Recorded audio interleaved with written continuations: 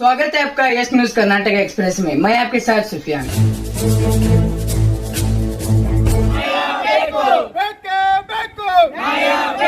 ಎಲ್ಲಿವರೆಗೆ ಹೋರಾಟ? ಯಲ್ಲಾಪುರದಲ್ಲಿ ಮಸೀದಿನ ಧ್ವಂಸ ಮಾಡಿದಂತ ನಾಲಾಯಕರಿಗೆ, ಮಸೀದಿನ ಧ್ವಂಸ ಮಾಡಿದಂತ ಕಿಡಿಗೇಡಿಗಳಿಗೆ, ಪವಿತ್ರ ಕುರಾನ್ ಅನ್ನು ಹರಿದಂತ ನಾಲಾಯಕರಿಗೆ ಜಿಂದಾಬಾದ್ ಜಿಂದಾಬಾದ್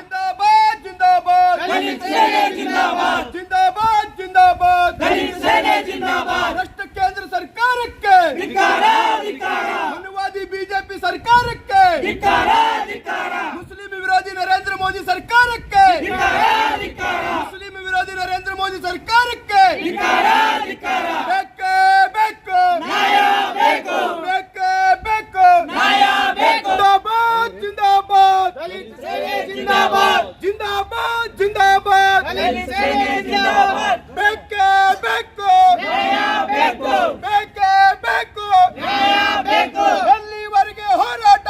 ಎಲ್ಲಿವರೆಗೆ ಹೋರಾಟ? ಈ ಹತ್ತಕ್ಕಾಗಿ ಹೋರಾಟ, ಈ ಹತ್ತಕ್ಕಾಗಿ ಹೋರಾಟ, ಮಸೀದಿಯನ್ನು ಧ್ವಂಸ ಮಾಡಿದಂತ ಕಿಡಿಗೇಡಿಗಳನ್ನು, ಮಸೀದಿಯನ್ನು ಧ್ವಂಸ ಮಾಡಿದಂತ ಕಿಡಿಗೇಡಿಗಳಿಗೆ ಎಲ್ಲರಿಗೂ ಜೈ ಭೀಮ್, ಅಸ್ಸಲಾಂ ವಲೈಕುಂ.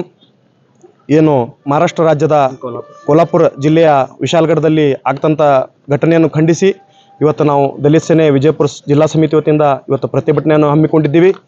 ಈಗಾಗಲೇ ನಾವು ಮಾನ್ಯ ಗಣ್ಯವಾದ ರಾಷ್ಟ್ರಪತಿಗಳಿಗೆ ನಮ್ಮ ವಿಜಯಪುರ ಜಿಲ್ಲಾ ಅಧಿಕಾರಿಗಳಾದಂಥ ವಿಜಯಪುರ ಜಿಲ್ಲಾಧಿಕಾರಿಗಳಿಂದ ನಾವು ಮನವಿಯನ್ನು ಸಲ್ಲಿಸಲಿಕ್ಕೆ ಇವತ್ತು ಬಂದಿದ್ದೀವಿ.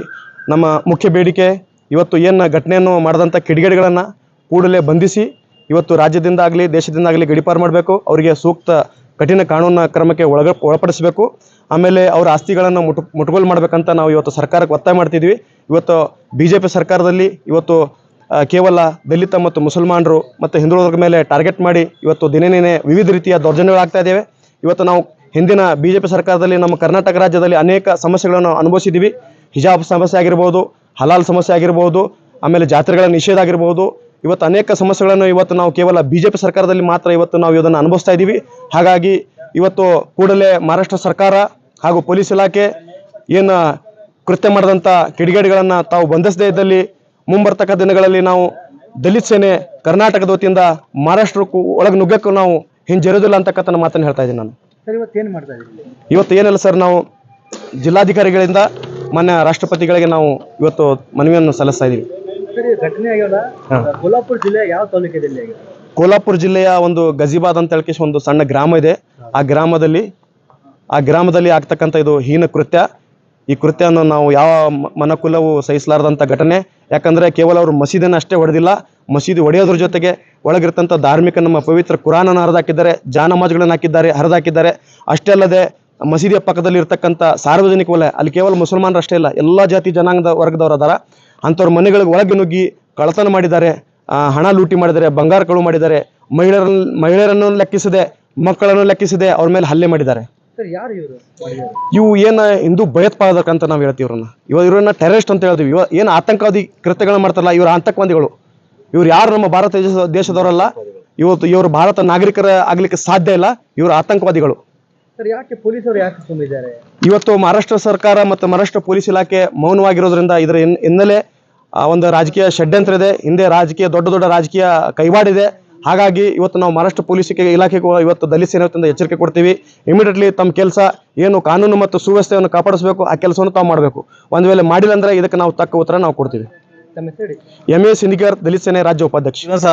ಈ ದಲಿತ ಸೇನೆ ವತಿಯಿಂದ ಈ ಒಂದು ಬೃಹತ್ ಪ್ರತಿಭಟನೆ ಹಮ್ಮಿಕೊಳ್ಳುವ ಉದ್ದೇಶ ಏನಪ್ಪ ಅಂತಂದ್ರೆ, ಕೋಲ್ಹಾಪುರ ಮಹಾರಾಷ್ಟ್ರ ರಾಜ್ಯದ ಕೋಲ್ಹಾಪುರ ಜಿಲ್ಲೆಯಲ್ಲಿ ವಿಲಾಸಗಢದಲ್ಲಿ ಮಸೀದಿಯನ್ನು ಹೊಡೆದಿರ್ತಕ್ಕಂಥ ಹೇಯ ಕೃತ್ಯವನ್ನು ಖಂಡಿಸಿ ನಾವು ಉಗ್ರವಾದ ಪ್ರತಿಭಟನೆ ಹಮ್ಮಿಕೊಂಡಿರ್ತೇವೆ ಈ ಬಿಜಾಪುರ ಜಿಲ್ಲೆಯಲ್ಲಿ.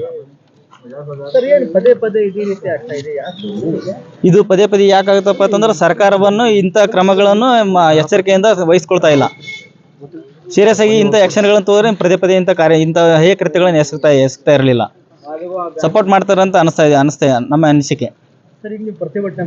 ಸರ್ಕಾರಕ್ಕೆ ಎಚ್ಚರಿಕೆ ಕೊಡ್ತೇವೆ ಏನಪ್ಪಾ ಅಂತಂದ್ರೆ, ಇದೇ ತರನಾಗಿ ಮುಂದಿನ ದಿನಮಾನದಲ್ಲಿ ಆಗ್ತಾ ಇದ್ರೆ ನಾವು ಸರ್ಕಾರವನ್ನು ಹೇಳಿದ್ದೀನಿ, ಅವಾಗ ಆಗಲೇ ಹೇಳಿದ್ದೀನಿ, ಮುಂದಿನ ದಿನಮಾನದಲ್ಲಿ ಭಾರತ ದೇಶ ರಕ್ತಪಾತ ಆಗ್ತದೆ ಅಂತ ಹೇಳ್ತಾ ಇದ್ದೀನಿ.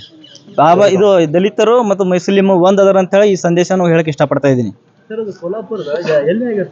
ವಿಲಾಸ್ಗಢ ಎಂಬ ಗಾಜೆ ಎಂಬ ಊರಲ್ಲಿ ಈ ಮಸೀದಿಯನ್ನು ಒಡೆದು ಹೇಕೃತ್ಯ ಎಸಗಿದ್ದಾರೆ ಕಿಡಿಗೇಡಿಗಳು. ಇವರು ಭಯೋತ್ಪಾದಕರು ಅಂತ ಹೇಳಕ್ ಇಷ್ಟಪಡ್ತೀನಿ. ಹಿಂದೂ ಭಯೋತ್ಪಾದಕರು ಅಂತ ಹೇಳ್ತೀನಿ. ಕೆಲವೊಬ್ರು ಹಿಂದೂ ಮನುವಾದಿಗಳು ಇರ್ತಾರಲ್ಲ, ಆ ಮನುವಾದಿ ಭಯೋತ್ಪಾದಕರು ಅಂತ ಹೇಳಕ್ ಇಷ್ಟಪಡ್ತೀನಿ. ಇವರು खाजो असमनी दलित सेना जिलाध्यक्ष विजयपुर। सबको जय भीम। क्या विशालगढ़ के अंदर मस्जिद के ध्वंस किया है, उसके खिलाफ आज हम दलित सेना के नेतृत्व में सत्याग्रह कर रहे हैं।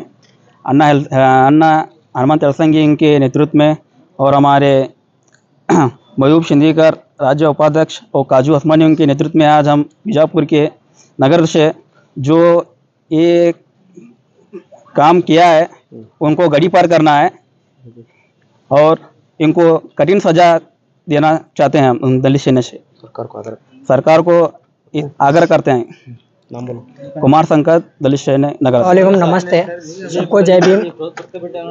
आज हमारे हिंदुस्तान सेकुलर मुल्क में जो महाराष्ट्र में कोल्हापुर गांव में जो मस्जिद के ऊपर कुछ जालिमों ने, कुछ हिंदुत्व के जो गुंडे हैं, इन्होंने मस्जिद पर चढ़ के मस्जिदों के मीनारों पर और मस्जिद में जो कुरान शरीफ होती है, कुरान शरीफ पर इन्हों हमला करें, तो मस्जिदों को टारगेट करें इन्हों। तो मैं इनको ये जो गुंडे हैं, ये जो गुंडे जो हैं, इनको मैं ये कहना चाहता हूँ, पुलिस डिपार्टमेंट को मैं ये हाथ जोड़ कर रिक्वेस्ट करता हूँ कि ऐसे जो ये हिंदुत्व के जो गुंडे हैं, ऐसा को तड़ी पार करना। तड़ी पार कर को क्या है, ऐसे जो हिंदुस्तान में जो सेकुलर मुल्क को जो तोड़ने की कोशिश करते रहते हैं, इनको सजाए मौत सुनाना। जब तक सजाए मौत इनको नहीं सुनाती तब तक हमारे हिंदुस्तान का क्या है, डेवलपमेंट नहीं होता। और हिंदुस्तान कैसा है, हमारा सभी हिंदू और मुसलमान एकता जुड़ कर रहने का ये हमारा मुल्क है। और ऐसे पाक सरजमीन पर जो ऐसे कीड़े पैदा हो रहे हैं, जब तक हमारे महाराष्ट्र की सरकार इसके ऊपर एक्शन नहीं लेती, जब तक इनको अरेस्ट नहीं करते, तब तक हमारी आवाज़ क्या है उड़ती रहेंगी। और इनको जल्द से जल्द अरेस्ट करना, हिरासत में लेना और इनको फांसी भी नको, सजाएं मौत पूरे आवाम के सामने सुनाए जाएंगे। आज क्या कर रहे हैं आज हमें डीसी ऑफिस में डीसी साहब को मनवी देने आए थे दलित संगठन के साथ। अभी क्या सरकार को क्या बताया करते हैं? सरकार को हमें ये गुजारिश करने वाले, इनको सजाए मौत सुनाना। ऐसे जो भी हिंदुत्व के जो गुंडे हैं, वो चाहे कर्नाटका में हो या महाराष्ट्र में हो या हिंदुस्तान में हो, ये जहाँ भी ऐसे जुल्म और सितम करने वाले जो लोग हैं, इनको क्या है सजाए मौत सुनाना। सजाए मौत सुना को जो है फांसी की सजा क्या है इनको सुनाना। और ये हमारे मस्जिदों पर टारगेट कर रहे हैं, फिर बाद में हमारे हिजाब के ऊपर भी क्या है हमारे अटैक करते रहते हैं। ऐसे लोगों को मैं ये ओपन में उनको चुनौती करना चाह रहा हूँ। इन्हों हमारे मस्जिदों के ऊपर हमला कर रहे हैं। इन्हों वाकई में इनके बाप के बच्चे रहे तो हमारे तक इन्हों को क्या है पंजा आजमान लेने हमें तैयार हैं। और इनको मैं ये ओपन चैलेंज करना चाह रहा हूँ। इन्हों हमारे मस्जिदों के ऊपर आको जो हमला कर रहे हैं, इनको मैं महाराष्ट्र की सरकार से और महाराष्ट्र के सीएम साहब से और महाराष्ट्र के पुलिस डिपार्टमेंट से फिर से एक बार मैं ये रिक्वेस्ट कर रहा हूँ, इनको अरेस्ट करके जो है हिरासत में लेकर सजाए मौत इनको जल्द से जल्द सुनाई जाए। सरकार के जातिवादी केंद्र सरकार के हिंदुवादी बीजेपी सरकार के हिंदुवादी बीजेपी सरकार के मुस्लिम विरोधी बीजेपी सरकार के ಎಲ್ಲಿವರೆಗೆ ಹೋರಾಟ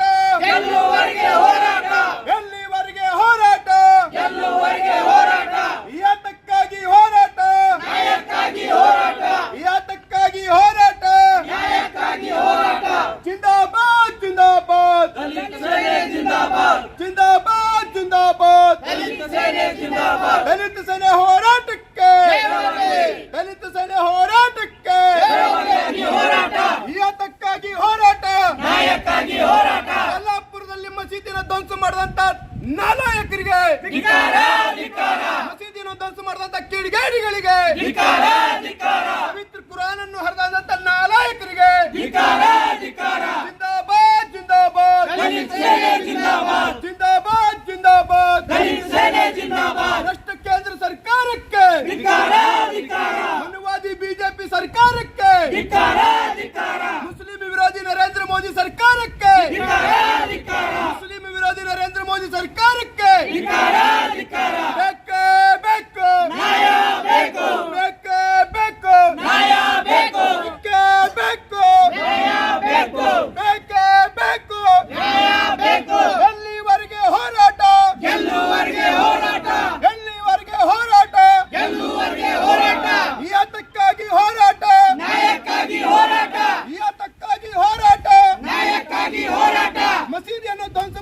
ಕಿಡಿಗೇಡಿಗಳನ್ನು, ಮಸೀದಿಯನ್ನು ಧ್ವಂಸ ಮಾಡಿದಂತ ಕಿಡಿಗೇಡಿಗಳಿಗೆ ಏನಾದರೂ ನಾವು ದಂಗೆ ಫಸಾದ್ಗಳು ಮಾಡಿದ್ರೆ ಬಿಜೆಪಿ ಪಕ್ಷಕ್ಕೆ ಪ್ಲಸ್ ಆಗ್ತೈತಿ ಅಂತಕ್ಕಂಥ ಒಂದು ಕೆಟ್ಟ ಒಂದು ಅಜೆಂಡಾವನ್ನು ಇಟ್ಕೊಂಡು ಇವತ್ತು ರಾಜಾರೋಷವಾಗಿ ಸಾಮಾಜಿಕ ಜಾಲತಾಣಗಳಲ್ಲಿ ಇನ್ಸ್ಟಾಗ್ರಾಮ್ನಲ್ಲಿ ನೇರವಾಗಿ ಓಪನ್ವಾಗಿ ಹೇಳಿ ಇವತ್ತು ಮಸೀದಿ ಮೇಲೆ ದಾಳಿ ಮಾಡಿದ್ದಾರೆ.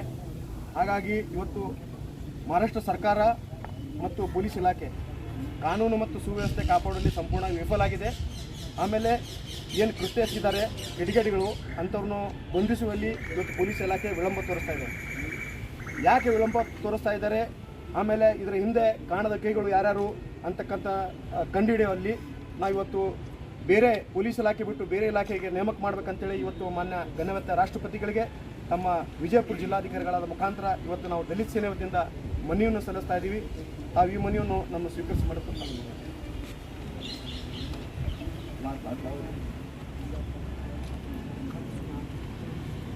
ಮಾನ್ಯ ಜಿಲ್ಲಾಧಿಕಾರಿಗಳ ಮುಖಾಂತರ ಘನವೆತ್ತ ರಾಷ್ಟ್ರಪತಿಗಳು ಭಾರತ ಸರ್ಕಾರ ನವದೆಹಲಿಯವರಿಗೆ